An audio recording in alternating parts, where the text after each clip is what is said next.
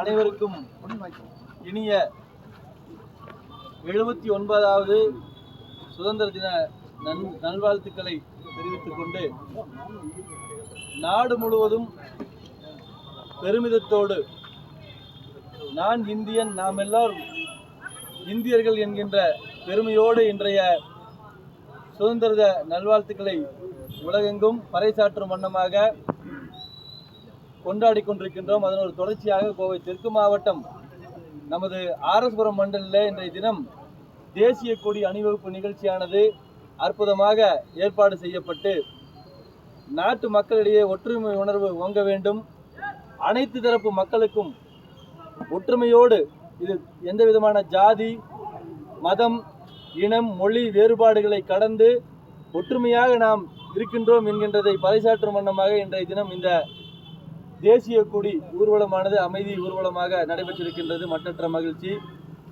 இன்னைக்கு பார்த்தீங்கன்னா, தேசத்திலே மிகப்பெரிய ஒரு பொருளாதார நாடாக நமது பாரத தேசமானது உயர்ந்திருக்கின்றது.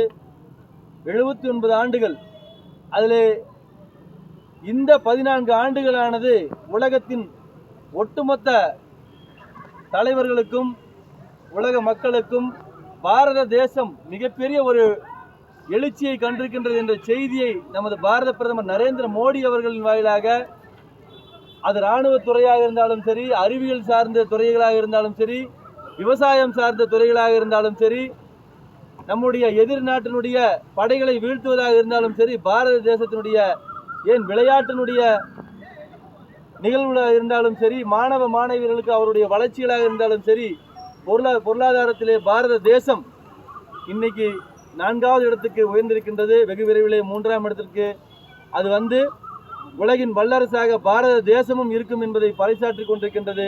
அந்த தருணத்திலே நாம் எல்லாம் பாரத பிரதமர் நரேந்திர மோடியின் பின்னால் நிற்கின்றோம் என்கின்ற செய்தியே நம்மளுக்கெல்லாம் மிகப்பெரிய ஒரு சக்தியாக இருக்கின்றது, சந்தோஷமாக இருக்கின்றது.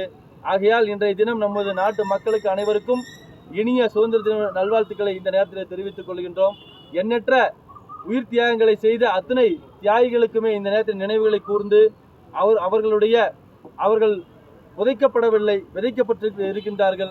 அவருடைய வழித்தோன்றல்களாக நாம் எல்லோரும் இந்த தேசத்தை காப்பதிலே ஒற்றுமையோடு இருந்து அனைவரும் கரம் கோர்த்து பாரத பிரதமர் நரேந்திர மோடி அவர்களின் பின்னால் நிற்க வேண்டும் என்று இந்த நேரத்தில் மீண்டும் ஒரு முறை தெரிவித்துக் கொண்டு, நல்வாழ்த்துக்களை அனைத்து தேசத்தினுடைய மக்களுக்கும் அனைத்து தரப்பு மக்களுக்கும் பாரதிய ஜனதா கட்சியின் சார்பாக தெரிவித்துக் கொள்கின்றோம். நன்றி, வணக்கம்.